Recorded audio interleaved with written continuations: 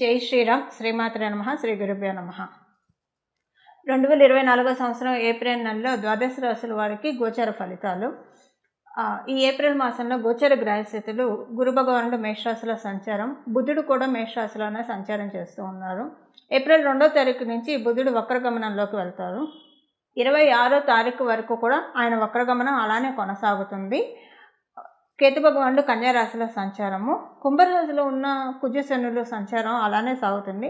కుజుడు 23వ తారీఖు వరకు కూడా కుంభరాశిలో సంచారం చేసి 24 నుంచి కుంభరాశి నుంచి మీనరాశిలోకి ఆయన పాదం మోపుతున్నారు. శుక్ర భగవానుడు మీనరాశిలో సంచారం చేస్తూ ఉన్నారు. 25వ తారీఖు నుంచి ఆయన మీనరాశి నుంచి మేషరాశిలోకి ఆయన రాబోతున్నారు. సూర్యనారాయణమూర్తి మీనరాశిలో సంచారం జరుగుతూ ఉంది. ఆయన 14వ తారీఖు నుంచి మీనరాశిలోంచి ఆయన ఉచ్చస్థానమైన మేషరాశిలోకి ఆయన అడుగుపెట్టబోతూ ఉన్నారు. రాహు భగవానుడు మీనరాశిలో సంచారం చేస్తూ ఉన్నారు. ఈ గోచర గ్రహస్థితుల రీత్యా ఈ మాసము ఏప్రిల్ నెల మొత్తం కూడా ద్వాదశ రాశుల వాళ్ళకి ఎలా ఉండబోతుంది.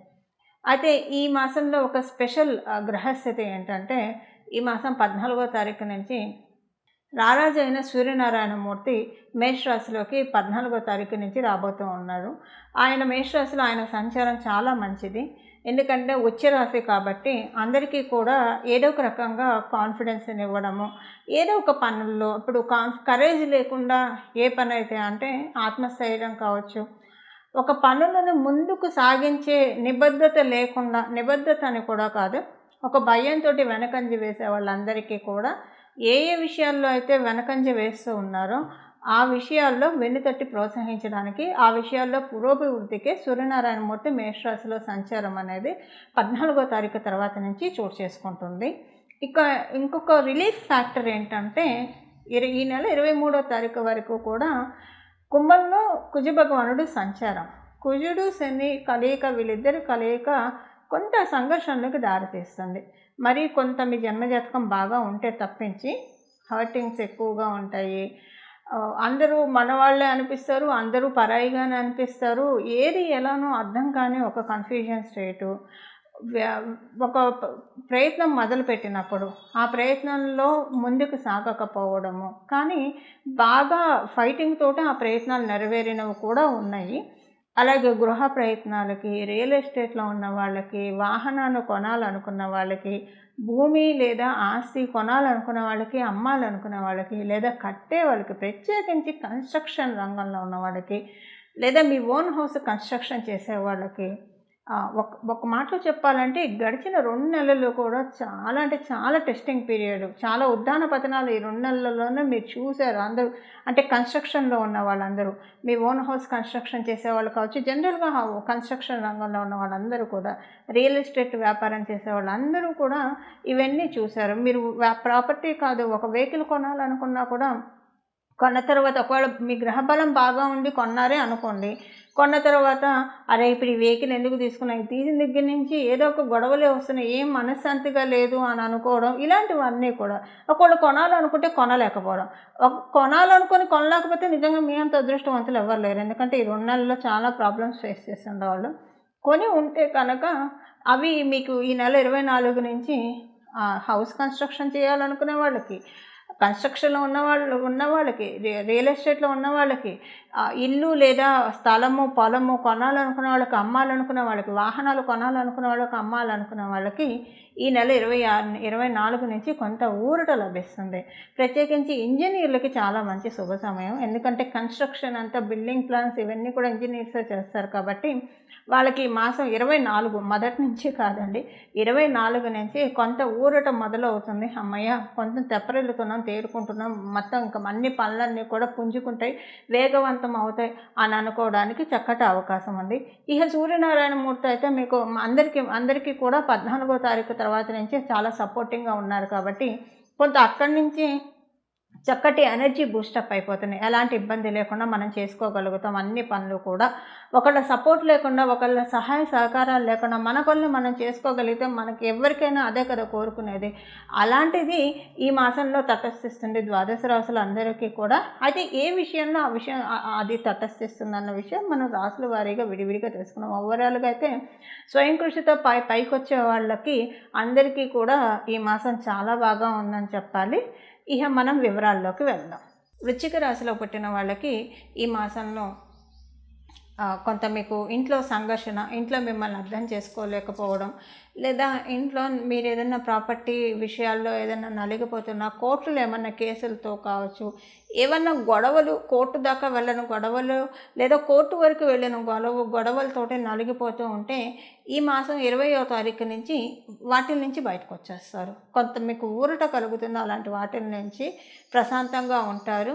ఇంట్లో ఏమన్నా సంఘర్షణలు ఉంటాయి, ఇంట్లో వాళ్ళతోటి అనుకోని మాట పట్టింపులు, పంతాలు, పట్టుదలలు ఇలాంటివి ఏమన్నా ఉన్నా కూడా అవన్నీ కూడా 20వ తారీఖు నుంచి ఇంట్లో కావచ్చు, ఉద్యోగ స్థలంలో కావచ్చు, ఎక్కడైనా సరే ఉన్నవన్నీ కూడా ఈ మాసం 20వ తారీఖు నుంచి వాటి నుంచి చక్కగా బయటకు వస్తారు.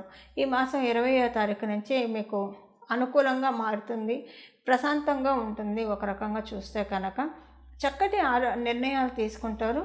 ఆ నిర్ణయాలు ప్రోగ్రెషన్కి వెళ్తుంది.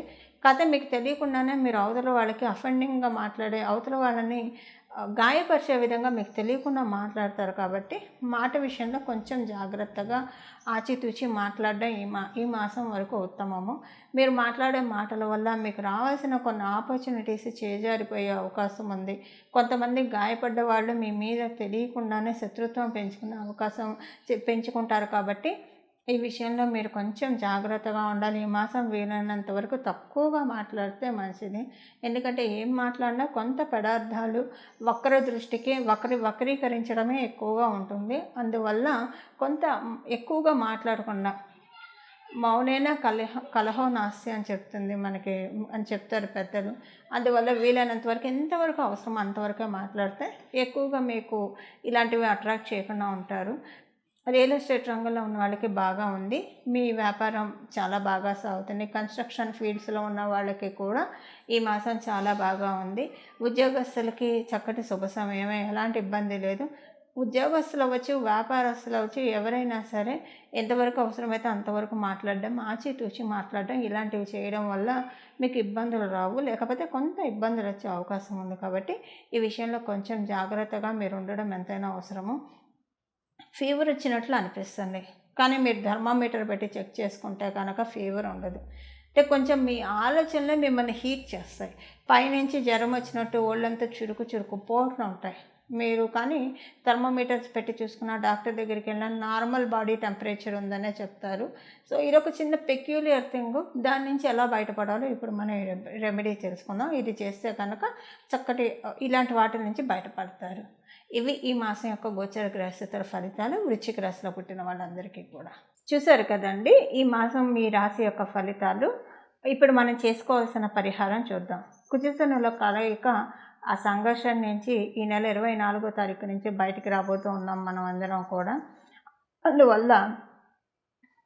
అందువల్ల ద్వాదశ రాశుల వాళ్ళు కూడా ఒక రకంగా కుజశనుల కలయిక ఇబ్బంది పెట్టినా కూడా మనల్ని చాలా స్ట్రాంగ్ కూడా చేస్తాయి, మానసికంగా దృఢంగా చేస్తాయి. శారీరకంగా ఇబ్బందులు ఉంటే ఇబ్బందులు పెట్టినా దృఢంగా చేస్తారు. అంటే ఒక కషాయం ఇస్తే కానీ పసరమందు తిని అది చేదుగా ఉన్న తింటేనే కదా వ్యాధి అంతా నయమయ్యేది.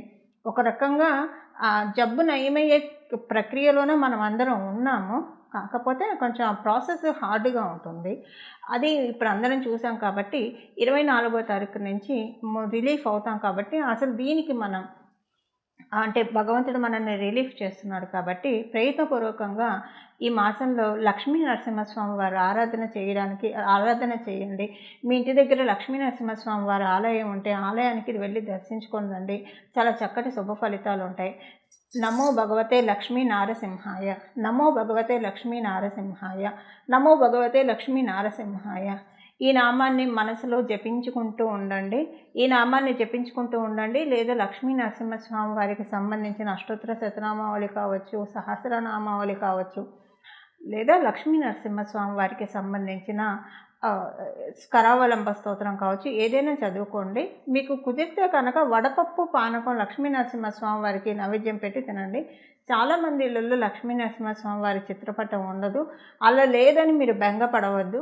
ఇంట్లో వెంకటేశ్వర స్వామి ఫోటో ఉంటుంది కదా, రామచంద్రమూర్తి పటం అయితే అందరి ఇళ్ళలో ఉంటుంది. శ్రీకృష్ణ పరమాత్ముడి ఫోటో లేని ఇల్లు ఎవరి ఇల్లు ఉండదు, విగ్రహం లేని ఇల్లు. వాళ్ళకి ఆ దేవతామూర్తులకే, ఎందుకంటే దశావతారాలన్నీ కూడా విష్ణుమూర్తికి సంబంధించినవే కాబట్టి మీరు మళ్ళీ ప్రత్యేకించి తెచ్చుకోవాల్సిన అవసరం ఏమాత్రం లేదు. వాళ్ళల్లోనే లక్ష్మీ నరసింహస్వామిని వాళ్ళ అంశ కాబట్టి లక్ష్మీ నరసింహస్వామిని భావిస్తూ వాళ్ళకి ఇంకా పరిపూర్తి అంశ భగవానుడు శ్రీకృష్ణ పరమాత్ముడు కాబట్టి రోజు శ్రీకృష్ణ పరమాత్ముడు కానీ రామచంద్రమూర్తికి, వెంకటేశ్వర స్వామికి ఎవరికైనా పర్వాలేదండి, పానకము వడపప్పు నైవేద్యం పెట్టి అది మీరు ప్రసాదంగా స్వీకరించడానికి ప్రయత్నించండి. చాలా చక్కటి శుభ ఫలితాలు ద్వాదశ రాశుల వాళ్ళందరికీ కూడా అందుతాయి. మంగళం. నమో భగవతే వాసుదేవాయ.